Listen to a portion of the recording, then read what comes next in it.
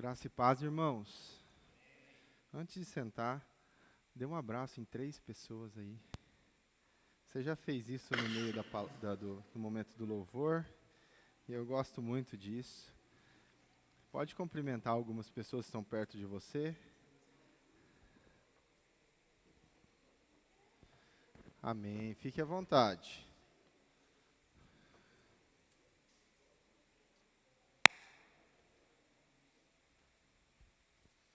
Amém. Depois você pode sentar.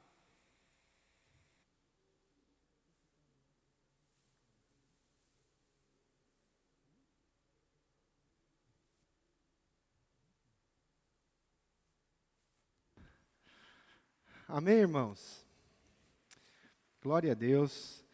Nós estamos, como tema esse mês, nós estamos falando sobre uma igreja irresistível. E já falamos, já tivemos 4 encontros, né? Esse é o 5º. Pegamos um mês aí com 5 terças-feiras.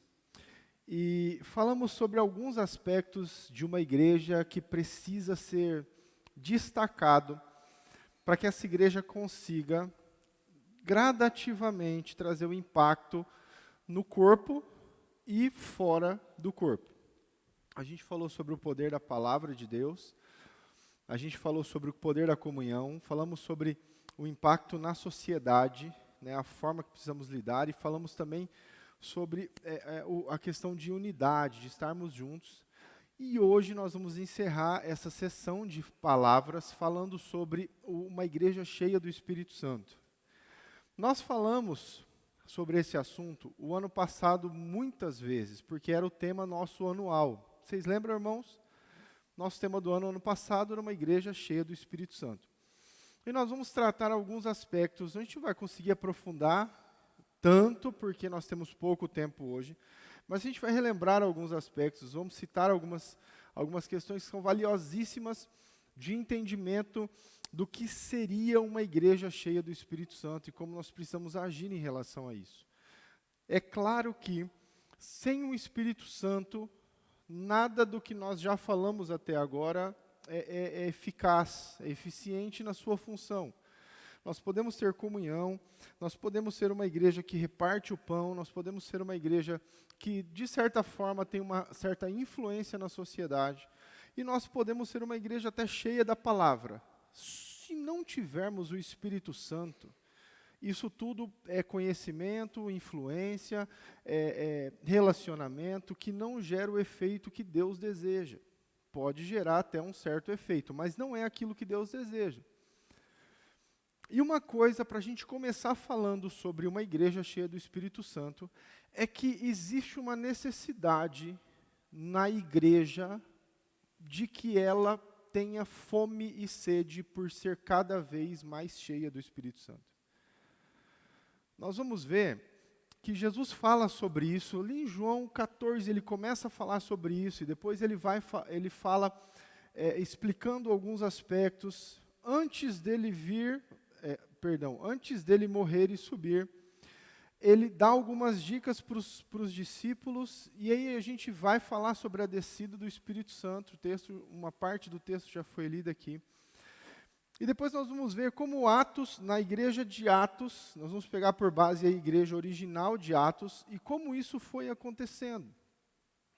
De certa forma que Deus ia operando de forma grandiosa, tanto no anúncio da sua palavra, como nos sinais e maravilhas, porque a igreja se movia diante do Espírito Santo. Amém? Isso precisa estar em nós. A gente conhece um pouco da história da igreja, e se você parar para pensar um pouco, a igreja passou por muitas fases depois da sua origem, lá em Atos capítulo 2. Vieram inquisições, vieram as cruzadas, veio a perseguição, e a igreja foi, de certa forma, se tornando uma parte do Estado, algo que era tido como uma elite, e as pessoas que faziam parte da igreja eram as mais poderosas e as mais ricas. E com o passar do tempo, foi se deixando de lado a busca incessante pelo Espírito Santo, Até que nós temos uma reforma, um momento em que um homem se levanta, Lutero, para trazer de volta um pouco dessa chama do desejo que a igreja precisava ter de querer mais relacionamento íntimo com Deus e ativação espiritual.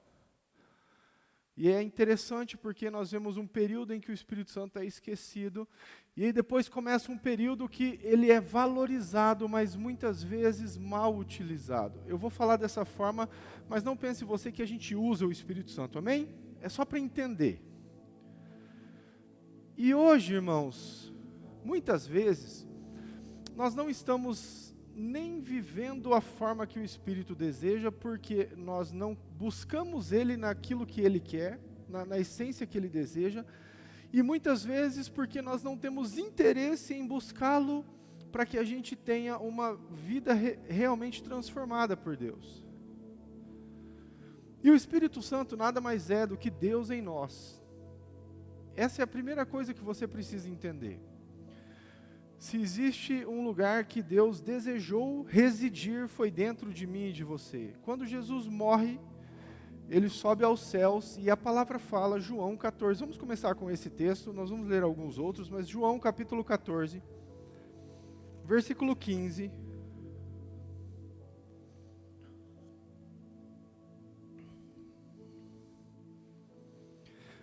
A palavra fala assim: se vocês me amam, guardarão os meus mandamentos. E eu pedirei ao Pai que lhes dará outro Consolador, a fim de que esteja com vocês para sempre. É o Espírito da verdade que o mundo não pode receber, porque não o vê nem o conhece. Vocês o conhecem, porque ele habita com vocês e estará em vocês. Então Jesus aqui já traça um prenúncio daquilo que aconteceria. Você pega o versículo 25, ele fala: e tenho dito isso, enquanto ainda estou com vocês, mas o Consolador, o Espírito Santo, que o Pai enviará em meu nome, esse ensinará a vocês todas as coisas e fará com que se lembrem de tudo que eu lhes disse. Então aqui a gente já começa a ver um princípio da intenção que o Espírito Santo precisa ter nas nossas vidas. Jesus está falando: olha, eu preciso ir para que venha o Espírito Santo, para que venha o Consolador. E o Pai enviará o Consolador, e no versículo 16 ele fala assim: a fim de que esteja com vocês para sempre. Então, o primeiro aspecto que eu quero que você entenda do prenúncio de Jesus: o Espírito Santo estará conosco para sempre, amém? O Espírito Santo estará conosco para sempre. Até quando formos morar no céu, Ele estará conosco. Continua falando, é o Espírito da verdade. Isso aqui, irmãos, tem que ser uma característica que a gente precisa destacar. Porque quando a palavra fala que o Espírito Santo é o Espírito da verdade, ele está dizendo que quando decidimos ter um relacionamento com Ele, a mentira não pode mais fazer parte da nossa vida. A enganação não pode mais fazer parte da nossa vida. Isso significa que eu preciso me encher cada vez mais da palavra para que eu consiga desfrutar da verdade que o Espírito Santo é e precisa ser sobre a minha vida. E ele continua falando, e o mundo não pode receber porque não vê nem o conhece. Vocês o conhecem porque ele habita com vocês e estará em vocês. Aqui Jesus está falando sobre algo que ainda não havia acontecido. Até esse momento, Deus estava sob as pessoas, Ele falava com as pessoas, mas Ele não estava dentro delas ainda. Ele se relacionava com as pessoas, mas Ele ainda não estava dentro, era uma voz, era em alguns momentos uma aparência, mas até aqui Ele ainda não estava no homem. Então Jesus, no seu anúncio daquilo que o Espírito Santo seria, na igreja, ele fala, olha, vocês o conhecem porque está com vocês e estará em vocês. E aí no versículo 25 ele fala o quê? Tenho dito isso enquanto estou com vocês, porque o Consolador, o Espírito Santo, que o Pai enviará em meu nome, esse, faz assim, dedinho assim para mim comigo, ó, ensinará, Fala comigo, ensinará, levanta o outro, fará lembrar o que eu ensinei. Essas duas características do Espírito Santo, dentro do fato dele ficar conosco para sempre, morar em nós, ele tem uma função. Jesus está dedicando um tempo para dizer a função que o Espírito Santo teria em nossas vidas. Então ele está falando, olha, ele vai ensinar para vocês, e ele fará com que vocês se lembrem tudo aquilo que eu ensinei. Deixa eu mostrar uma coisa para você, querido. Nós só conseguimos viver em santidade bíblica porque o Espírito Santo nos faz lembrar a palavra todos os dias. É o Espírito, não é a sua força própria, não é a sua inteligência própria, não é você pelo que você sabe, é o Espírito em nós, nos recordando, nos fazendo lembrar, nos ensinando. Quando nós lemos a Bíblia e de repente aquelas palavras saltam como uma revelação, é o Espírito Santo dentro de nós, ministrando o nosso espírito. Ele nos ensinará e nos fará lembrar tudo o que foi ensinado. Irmãos, nós só conseguimos alcançar as palavras de Jesus porque o Espírito está em nós. Você nunca será bom o suficiente para oferecer a outra face se alguém te der um soco. Por si só, nunca. Porque a nossa natureza terrena e carnal e diabólica nunca vai deixar com que isso aconteça. Agora, quando aceitamos que o Espírito governe as nossas vidas, quando aceitamos que o Espírito more em nós e desenvolvemos um relacionamento, ele nos ensina como devemos nos comportar e nos faz lembrar aquilo que Jesus ensinou. Pode ser que na hora que aconteça algo desse tipo, você nem esteja lembrando, mas na hora da reação o Espírito, Jesus disse, quando alguém te roubar a túnica, deixa levar também, não seja vingativo. É o Espírito que faz isso em nós, irmãos. Hoje em dia, entendo o que eu vou falar, hoje em dia nós vemos uma igreja que luta pelos seus direitos e briga por aquilo que ela quer, porque uma grande parte dela não entendeu ainda o que o Espírito Santo tem que fazer na sua vida. Porque nós estamos tão desejosos de vingança e nós estamos tão desejosos de querer que as pessoas sejam obrigadas a fazer as coisas para nós e de lutar pelos nossos direitos, que a gente ainda não entendeu que quando nos enchemos do Espírito Santo, convém que ele cresça e a gente diminua, e que quanto mais eu me humilho, a gente lembra do quê? Mais eu serei exaltado, porque o coração humano quer ser exaltado, mas não, quanto mais eu me humilho, mais eu me aproximo dele. E é interessante isso, irmãos, porque a presença do Espírito destaca isso nas nossas vidas. Jesus está conversando, João capítulo 20, abre por favor.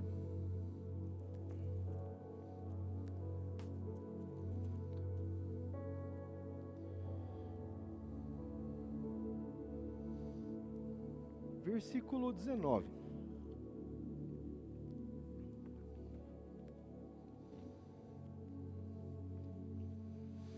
Ao cair da tarde naquele dia, o primeiro da semana, estando trancadas as portas da casa onde estavam os discípulos, com medo dos judeus, Jesus veio e se pôs no meio deles, dizendo, que a paz esteja com vocês. E dizendo isso, lhe mostrou a mão e o lado. Então os discípulos se alegraram ao ver o Senhor. E Jesus lhes disse outra vez, que a paz esteja com vocês, assim como o Pai me enviou, eu também os envio. O que Jesus faz depois? Presta atenção no que ele está falando antes. Que a paz esteja com vocês, assim como o Pai me enviou. Enviou para quê, irmãos? Nós já vamos continuar. Assim como o Pai me enviou para que eu morresse na cruz e cumprisse o meu propósito, eu envio vocês para que vocês também cumpram o propósito de vocês. E aí ele faz o quê? Versículo 22, e havendo dito isso, soprou sobre eles, e falou, né? Recebam o Espírito. Jesus sopra sobre aqueles homens e diz, recebam o Espírito Santo. Isto é um ato profético que Jesus está fazendo, é uma simbologia do que aconteceu lá na criação do homem.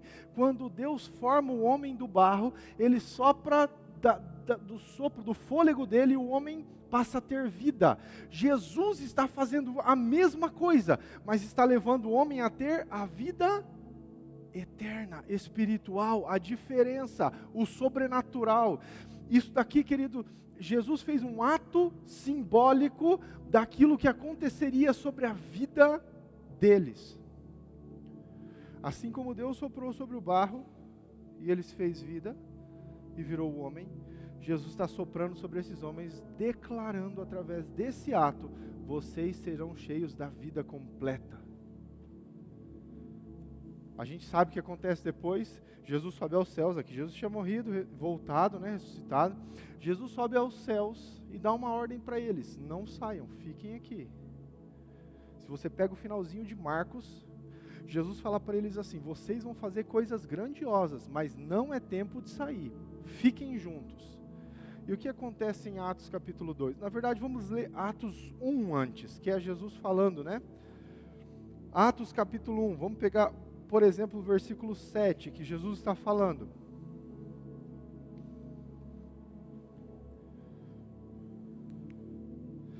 O 4, ele fala, Atos 1, versículo 4. E comendo com eles, lhes deu esta ordem: não se afastem de Jerusalém, mas esperem a promessa do Pai, a qual vocês ouvirão de mim. Porque João, na verdade, batizou com água, mas vocês serão batizados com o Espírito Santo dentro de poucos dias. Versículo 7, não cabe a vocês conhecer tempos ou épocas que o Pai fixou pela sua própria autoridade, mas recebereis poder ao descer sobre vós o Espírito Santo, e sereis minhas testemunhas, tanto em Jerusalém como em toda a Judéia e Samaria e até os confins. 9, depois de ter dito isso, Jesus foi levado aos céus. Deixa eu dizer uma coisa para você. Jesus está nos momentos finais do ensino que ele tinha para dar. Ele está dizendo as últimas coisas. Você acredita que isso seria muito importante? Não que o que ele já tinha dito não fosse, mas eu acredito, irmãos, que seria aquela pincelada final, trazendo uma importância àquilo que Jesus estava falando. E ele fala o quê? Mas recebereis poder ao descer sobre vós o Espírito Santo, e vocês serão minhas testemunhas em todos os lugares. E aí, assim que ele fala isso, ele sobe aos céus. Olha que interessante isso, irmãos. O último recado que Jesus deixa presencialmente na terra é que nós precisamos deixar o Espírito Santo vir sobre as nossas vidas. Nós precisamos deixar com que o Espírito Santo encha as nossas vidas. E o Espírito Santo é o start da igreja. Esses homens conheciam a palavra, esses homens estavam em relacionamento, em comunhão, eles se dedicavam a estar juntos porque eles obedeciam aquilo que Jesus estava falando. Mas até então nada tinha acontecido, até que no começo do capítulo 2 de Atos, o que acontece? Ao chegar o dia de Pentecostes, estavam todos reunidos no mesmo lugar e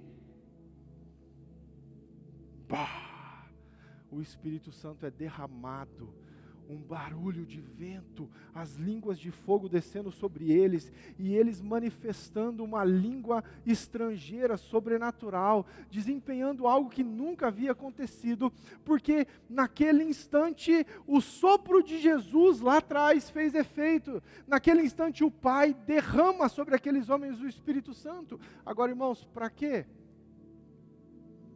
Essa é uma pergunta que a gente precisa fazer. Para quê? Para que buscar o Espírito Santo? Nós já vimos lá quando Jesus está falando em João 14, que o Espírito Santo é para nos ensinar e para nos fazer lembrar tudo o que Ele nos ensinou. Amém? Está comigo aqui? Nesse texto, quando Jesus está falando, antes de subir aos céus, Ele fala que o Espírito Santo viria nas nossas vidas com poder. Para quê? A pergunta tem que ser essa. Com o Espírito Santo vem com poder para quê? Sabe, irmãos, o orgulho do homem, em muitos anos, trabalhou o Espírito Santo como uma possessão, em que ele era melhor do que os outros. O homem que tinha o Espírito Santo era melhor do que os outros, tinha mais poder, fazia mais sinais miraculosos, então ele acabava sendo engrandecido por isso. Essa era a função do Espírito Santo? É esse tipo de poder que o Espírito Santo quer que você tenha? O próprio versículo 8 de Atos responde para a gente. Mas recebereis poder ao descer sobre vós o Espírito Santo e sereis. Nós recebemos o Espírito Santo para sermos testemunhas. O Igor ministrou semana passada aqui sobre influência, 7 áreas que a sociedade tem, que nós precisamos gerar influência. E queridos, vou dizer uma coisa para você, o que vai transformar a sociedade é o Espírito Santo, dentro das pessoas. Quando a gente dispõe a nossa vida a sermos cheios do Espírito, toda hora que você chegar no teu trabalho, as pessoas vão ver a diferença. É muito importante a gente entender isso, porque na verdade, irmãos, a vida cheia do Espírito, e a gente vai falar sobre isso daqui a pouquinho, a vida cheia do Espírito, ela entende que ela não é crente quando está aqui dentro só. Ela entende que ela não é cristã só quando ela está no meio da congregação. Pelo contrário, uma vida cheia do Espírito sabe que o lugar que ela mais precisa se manifestar é quando ela está lá fora. Porque Ele nos dá poder para sermos testemunhas. O poder que vem sobre nós do Espírito é para que a gente seja diferente, é para que a gente se pareça cada vez mais com Cristo. E é isso que acontece. Quando você pega, o Lucas leu um trecho de como vivia a igreja primitiva, e você pega a forma que a igreja vivia, não tem como acontecer isso se o Espírito Santo não estiver no meio. Não tem como vender todas as suas posses e distribuir se o Espírito Santo não estiver no meio. E quem sabe hoje, quando falamos do Espírito Santo, o maior embate é nossa força, o Espírito Santo. E como muitas vezes nós queremos fazer as coisas na nossa força. Já parou para pensar nisso, irmãos? Como muitas vezes nós queremos pregar na nossa sabedoria. A gente quer ensinar na nossa sabedoria. A gente quer falar para as pessoas aquilo que a gente acha. A gente até conhece a palavra e a gente quer ensinar sobre a palavra, mas aquilo que, olha, eu estou vendo, as coisas estão desse jeito, então eu preciso falar isso aqui. Se o Espírito Santo te direcionou, fale. Agora, se não, deixe Ele te usar da forma que Ele deseja. Porque isso está relacionado a ser uma igreja relevante, a ser uma igreja impressionante, a ser uma igreja onde as pessoas serão transformadas. Porque na verdade, queridos, não é o que eu falo para você que te convence do pecado, é o Espírito que está aí dentro que trabalha. E Ele usa a palavra de Deus para mostrar para você. E eu vou dizer uma coisa para você, irmãos, quanto mais você se enche do Espírito Santo, mais vai doer quando você lê a Bíblia. Porque Ele vai mexer em áreas que nem mesmo você está aceitando aquilo lá, né? Está acomodado, está de boa lá na tua vida. E aí, o Espírito Santo vai lá. E essa, de certa forma, tem que ser um desejo nosso constantemente, irmãos. Precisamos ser transformados dia após dia, hora após hora. Precisamos que o Espírito Santo dirija as nossas vidas constantemente, porque o Espírito Santo é Deus em nós. Nós somos templo do Espírito, a gente é moradia dele, então ele precisa ter liberdade para governar as nossas vidas. Você já teve casa alugada? Quando você tem a casa alugada, você faz um contrato, não é? Quem que manda na casa? É o inquilino, não é quem está morando? Se o Espírito Santo está dentro de nós, quem manda na casa? Ou a gente deixa ele morar, ou a gente mora. Não tem duas opções. Então, se ele está morando em nós, quem manda na casa? Você está entendendo? Porque na verdade a gente aceitou o contrato. Qual o contrato? Na cruz. Jesus vem morar em mim. Se Jesus veio morar em mim, quem manda na casa? Então a gente precisa entender isso, irmãos. Nós só vamos conseguir compreender senhorio de Cristo quando o Espírito Santo for o líder da nossa vida, aquele que guia a casa, o templo, a nossa existência. E é interessante isso, irmãos, porque nós vemos características que falamos aqui. Quando nós entendemos isso, porque olha só, vamos lá, Atos 2, versículo 42.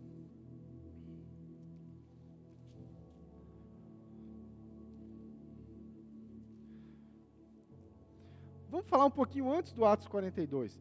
Eles estão reunidos, o Espírito Santo desce sobre o lugar onde eles estavam. Presta atenção nisso, 120 pessoas reunidas naquele lugar, o Espírito Santo desce sobre eles. O que acontece depois? Sabe me dizer, irmãos? Você conhece Pedrão? Aquele que brigava com todo mundo, sabe? Aquele que falava, que não estava nem que cortou a orelha do Malco. Sabe o Pedrão que queria corrigir Jesus? Cheio do Espírito Santo, Pedrão já não é mais o Pedrão. O Pedrão é o Pedro.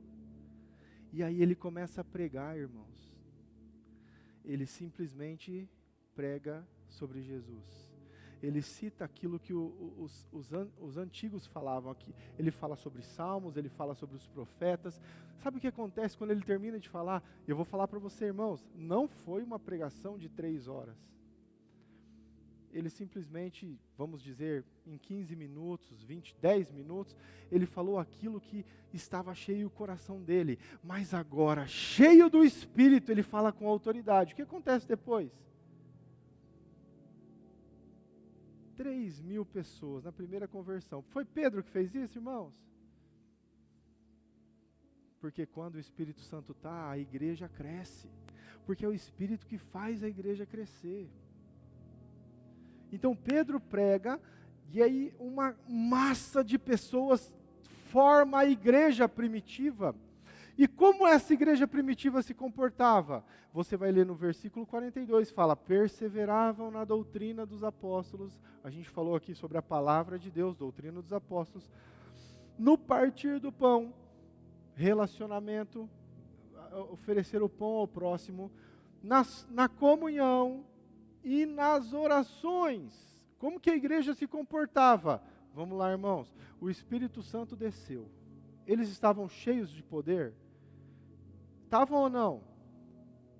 Eles pararam de buscar?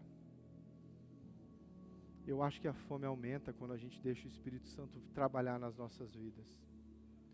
Porque por mais que eles haviam recebido o Espírito Santo na intensidade que eles receberam, eles continuavam na doutrina dos apóstolos, eles continuavam na comunhão, no partir do pão, eles continuavam nas orações.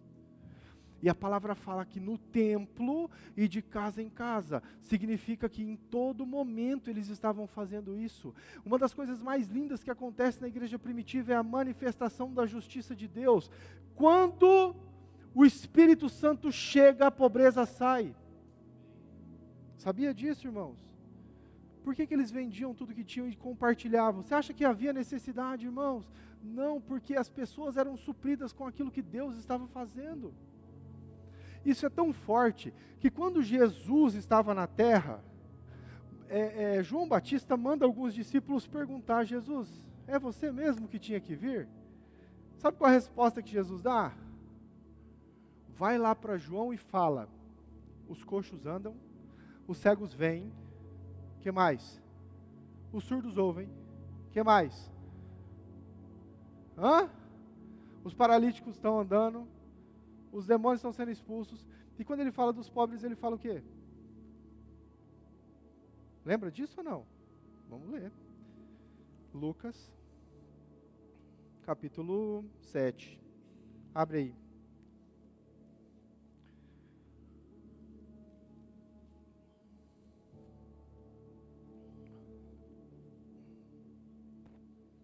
Abriu? Lucas capítulo 7, versículo 22. Os mensageiros de João já estavam conversando com Jesus e Jesus responde. Então Jesus lhes respondeu, voltem e anunciem a João o que vocês viram e ouviram. Os cegos veem, os coxos andam, os leprosos são purificados, os surdos ouvem, os mortos são ressuscitados e aos pobres, está escrito aí, É dado pão? É pregado o Evangelho. E aos pobres é pregado o Evangelho. Sabe por que isso acontece, irmãos? Porque a pobreza só sai do homem quando o Espírito Santo entra. E quando eu falo de pobreza, eu estou falando de mentalidade. Eu estou falando de ter valores ou não ter valores. E é isso que a gente precisa entender. Por que na igreja primitiva não havia necessidade? Na verdade, as necessidades eram supridas, né? Vamos falar desse jeito. Porque Deus estava ali. Porque o Espírito Santo guiava os líderes da igreja constantemente. Tanto que, vocês lembram quando surgem os diáconos? Os diáconos surgem de uma necessidade de pessoas que não estavam sendo atendidas na distribuição diária. E aí Deus levanta homens para fazer aquela função. Por quê? Porque existe justiça quando o Espírito Santo se manifesta. E queridos, de certa forma a gente vê que a igreja, num geral, se distanciou daquilo que o Espírito Santo é. Eu acho que às vezes a gente está tão preocupado com a nossa rotina, com a nossa vida, com os nossos interesses, com as nossas conquistas, que a gente se esquece um pouquinho de deixar o Espírito Santo governar e guiar a gente para onde a gente quer. Desculpa, para onde Ele quer. Isso é um desafio, irmãos, porque de certa forma a gente precisa estar dispostos e ter coragem e ousadia de deixar Ele guiar a gente para onde Ele quer. Porque vai mexer com a nossa estrutura. Porque quando o Espírito Santo começou, quando a igreja começa, depois desse evento, a igreja começa a crescer e começa uma perseguição. Sabe quando começa a perseguição forte em cima da igreja? Quando Estevão morre. Se você ler lá, você vai ver que Estevão morre. O versículo seguinte fala que Paulo consentia com o que estava acontecendo. Versículo seguinte: e uma grande perseguição veio para a igreja. Os discípulos se espalham na região. E aí começa a contar a história de um cara chamado Filipe. E a Bíblia fala, Filipe, levado pelo Espírito Santo, foi para Samaria, pregou em Samaria, e muitas pessoas aceitaram a Jesus. Até que o Espírito Santo direcionou Filipe a ir para uma outra cidade, sentido contrário de Samaria, lá na Judéia. E aí no meio do caminho, olha só, Filipe não sabia o que iria fazer lá. No meio do caminho o Espírito Santo fala para ele, encosta naquela carroça, vendo aquela carroça? Encosta naquela carroça. Em momento nenhum você vê Filipe, mas Jesus, será? Mas Jesus? Então Filipe encosta na carroça, o que acontece, irmãos? Tem um eunuco, um etíope, lendo Isaías. Vamos lá, Deus é proposital ou não? Pô, Filipe chegou bem na hora que o cara está lendo Isaías falando da morte de Jesus. Porque quando o Espírito Santo guia, as coisas se encaixam, irmãos. Se Filipe não tivesse escutado, se ele tivesse argumentado, se ele tivesse desobedecido, quem sabe ele não ia chegar na hora certa. E isso é tão incrível, porque Filipe prega o Evangelho, aquele etíope fala assim, tem água aí ó, na beira, o que impede de eu ser batizado? Filipe fala, nada, você crê de todo o coração? Creio. E a palavra fala que eles desceram, Filipe batiza aquele etíope, o cara volta para a carroça e Filipe some dali. E ele vai aparecer em uma outra cidadezinha, que mais ou menos seria 1 dia e meio de viagem. Do nada, toque. Porque, irmãos, quando a gente é dirigido pelo Espírito Santo, nós somos úteis. E eu falo isso, queridos, entenda, não quero que ninguém se considere um inútil aqui, tá? Mas eu estou falando sobre propósito. É sobre sermos usados aonde precisamos ser usados, e não ficar tentando achar quem a gente é, ou tentando procurar. Não, quando a gente decide deixar o Espírito Santo guiar as nossas vidas, ele começa a conduzir as nossas vidas. Sabe uma das coisas que o Espírito Santo, mais lindas que o Espírito Santo faz conosco? Destaca a paternidade de Deus. Romanos capítulo 8, porque o Espírito Santo conversa com o meu espírito para dizer que eu sou filho de Deus. Porque o Espírito Santo constantemente fala com o meu espírito, dizendo, você é filho, cara, você é filho. Romanos capítulo 8, vamos abrir. Romanos capítulo 8.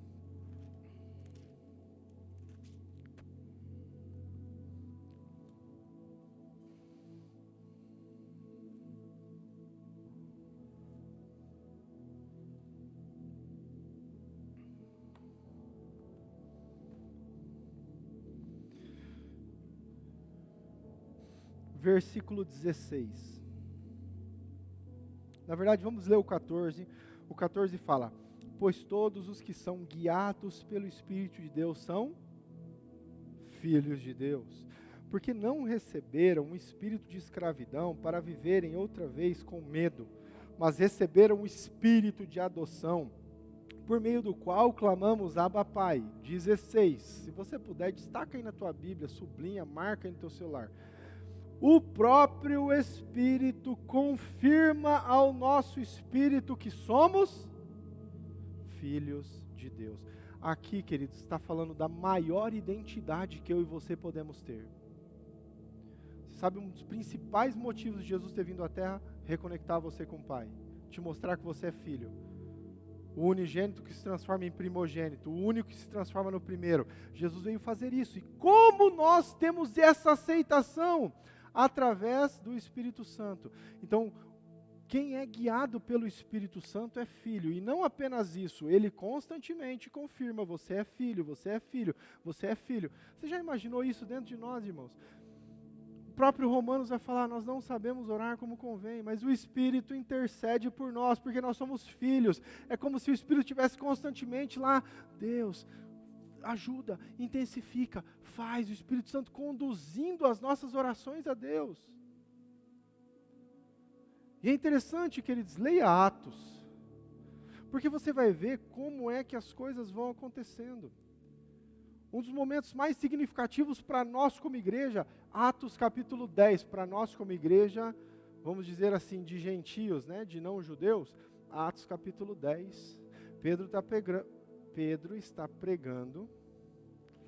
Em determinado momento, a palavra fala que o Espírito Santo desce sobre aqueles que estavam ali, inclusive sobre os gentios. Primeira vez que a Bíblia fala sobre o Espírito Santo em não-judeus.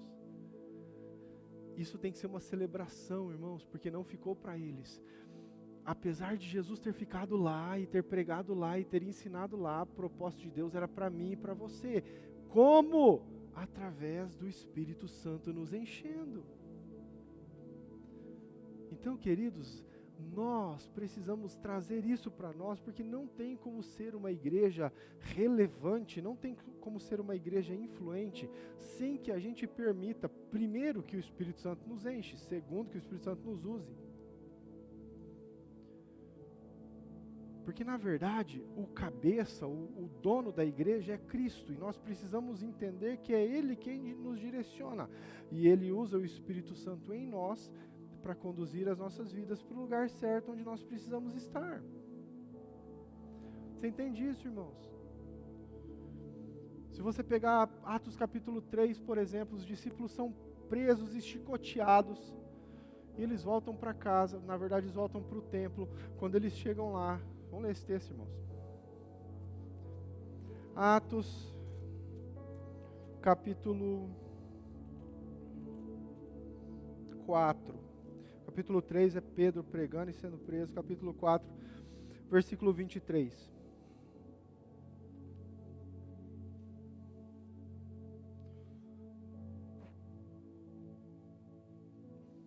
Amém? A palavra fala assim: uma vez soltos, Pedro e João procuraram os irmãos, eles contaram tudo o que os principais sacerdotes e os anciãos lhes tinham falado. Ouvindo isso, unânimes levantaram a voz a Deus e disseram: Tu, soberano Senhor, fizestes os céus e a terra, o mar e tudo que neles há. Disseste por meio do Espírito Santo da boca de Davi, nosso pai, teu servo: por que se enfurecem os gentios e os povos imaginam coisas vãs? Os reis da terra se levantaram e as autoridades se juntaram contra o Senhor e contra o seu ungido. Porque de fato nessa cidade, Herodes e Pôncio Pilatos, com os gentios e gente de Israel, se juntaram contra o teu santo servo Jesus, a quem ungistes, para fazerem tudo o que a tua mão e o teu propósito determinaram.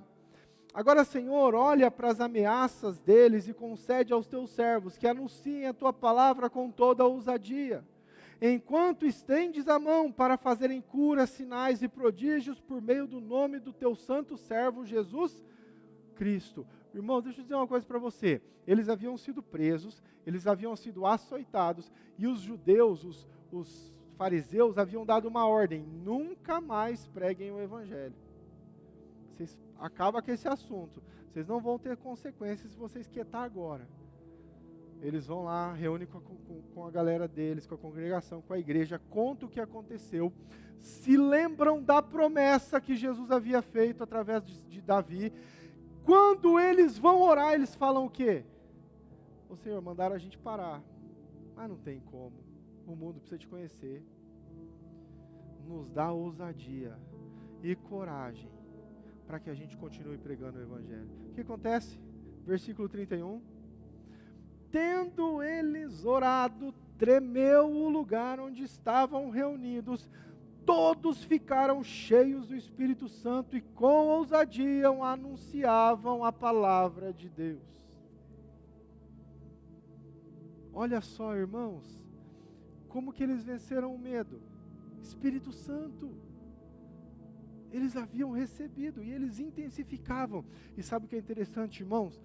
Propositalmente, Deus vai fazendo isso. Os discípulos são levados a várias regiões, os apóstolos, as várias regiões, e eles começam a pregar, e as pessoas são batizadas no Espírito Santo, as pessoas recebem o Espírito Santo, elas são cheias do Espírito Santo, e você vai lendo constantemente.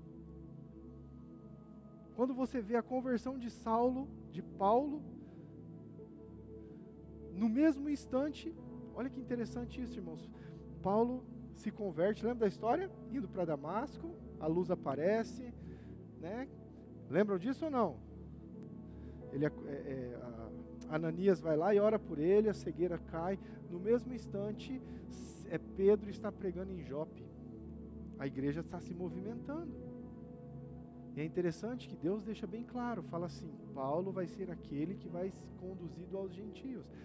Pedro está pregando em Jope, ele chega na cidade, Lida, não é Jope, Jope é depois. Ele chega na cidade, existe um homem que fazia 8 anos que estava enfermo, aleijado.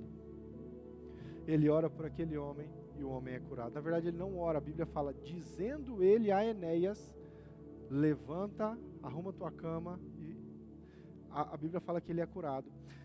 Uma mulher que numa cidade próxima, Jope, estava ali enferma, o nome dessa mulher era Tábita, também conhecida como Dorcas. Essa mulher era uma mulher que cuidava da igreja, ela dava a Bíblia fala que ela dava esmolas, ela cuidava das pessoas, ela gerava justiça. A Bíblia fala, irmãos, que ela estava doente e ela morre. E eles chamam Pedro para que Pedro pudesse estar lá. Em momento nenhum a palavra fala que eles chamam Pedro para que pudesse orar por ela e ela ressuscitar. Eles simplesmente chamaram Pedro porque a pessoa que havia morrido era uma pessoa importante para eles. Pedro sai de Lida, vai até Jope. Quando chega lá, ele está no quarto e ele pede para que todos saiam. A palavra fala que ele ora. Ele ajoelha, ele ora, olha para a mulher e fala, levanta. Sabe o que acontece, irmãos? A mulher levanta. É interessante que essas duas manifestações do Espírito Santo geraram conversão na cidade inteira. Se você ler, você vai ver que a cidade foi impactada por aquilo que o Espírito Santo fez. A mesma coisa acontece em Jope. Sabe por que isso, irmãos? Porque existe um anseio no coração de Deus de que Jesus seja anunciado. Existe um desejo de que Jesus seja pregado, de que Ele seja falado, de que Ele seja visto nas nossas vidas. E nós fazemos isso como? Através do Espírito Santo. E uma coisa que nós não podemos aceitar, irmãos, é continuarmos na rota de uma igreja histórica que se distanciou das manifestações do Espírito Santo. A gente não pode mais aceitar isso. E nós precisamos ir atrás da palavra e nos enchermos daquilo que o Espírito Santo tem. E eu digo a você, como alguém que ama as Escrituras, se o Espírito Santo não estiver agindo, irmãos, vai ser só conhecimento. É por isso que Paulo fala, eu venho pregar para vocês, não é no conhecimento, é no poder, é na autoridade que o Espírito Santo manifesta dentro de mim. Está falando que ele não usa a palavra?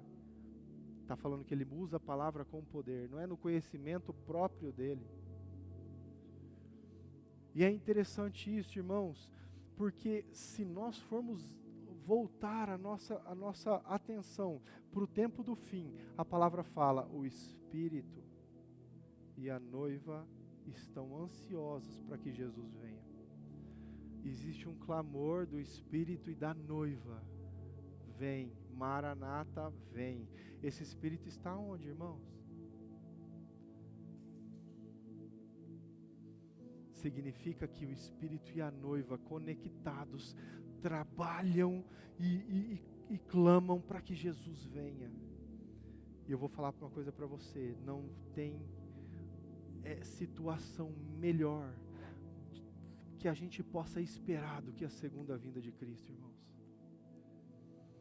E é o Espírito Santo em nós que nos faz ter o anseio de querer que Ele venha. Então o Espírito Santo não está relacionado apenas a você sentir um arrepio, irmãos. E é interessante que quase nenhum desses textos, eu não lembro exatamente, mas nenhum desses textos fala, e eles se arrepiaram quando sentiram o Espírito Santo. Porque às vezes a gente está brincando de misticismo evangélico, achando que o Espírito Santo é alguma coisa, tipo... não, irmãos. Sabe o que é interessante? Várias das manifestações em que as pessoas eram cheias do Espírito Santo, aconteciam coisas extraordinárias. Algumas não. Sabe por que isso, queridos? Porque a gente não precisa se apoiar na manifestação. A gente tem que se apoiar no Espírito da manifestação. E essa é a transformação que a gente precisa.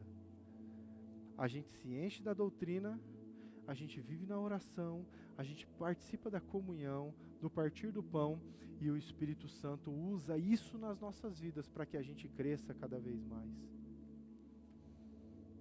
É interessante isso, irmãos, porque o Espírito Santo veio sobre nós para que nós fôssemos um corpo. Sabia disso? Eu queria encerrar esse momento pedindo para que você ficasse de pé, para que a gente orasse. Eu queria que você fizesse eu vou te falar uma coisa, quero que você entenda, tá? Eu quero que você faça uma oração racional. Por que uma oração racional? Porque muitas vezes a gente escuta algumas coisas, irmãos, e o nosso emocional fica, uau, yes, e aí quem sabe a gente não assume uma postura verdadeira, porque a gente está no emocional. Não, eu quero que você faça uma oração sabendo o que você está fazendo, entendendo o que você está fazendo. Eu gostaria que você pedisse para que você fosse despertado a querer mais do Espírito Santo. Para que você fosse desafiado, para que você desejasse mais daquilo que o Espírito Santo é, daquilo que o Espírito Santo pode fazer na tua vida. Eu queria que você orasse e falasse intencionalmente, Senhor, eu não aceito mais viver nessa escassez do Espírito, eu não aceito mais viver longe daquilo que o Senhor tem, do Espírito derramado sobre a igreja de Atos, que foi disponível a mim também. Então, Senhor, eu gostaria que o Senhor me enchesse cada vez mais. Trata a minha vida. Eu queria que você fizesse esse tipo de oração. Que o desafio seja real no teu coração, irmãos. Se você tiver que perdoar alguém, o Espírito Santo vai te ajudar. Se você tiver que tratar qualquer situação que seja, o Espírito Santo vai trabalhar na tua vida. Mas eu queria que você orasse intencionalmente agora. E de forma a entender o que você está pedindo. Amém? Então, se você puder, faça. Eu vou dar um tempo para que você faça essa oração com as suas palavras. Ser criado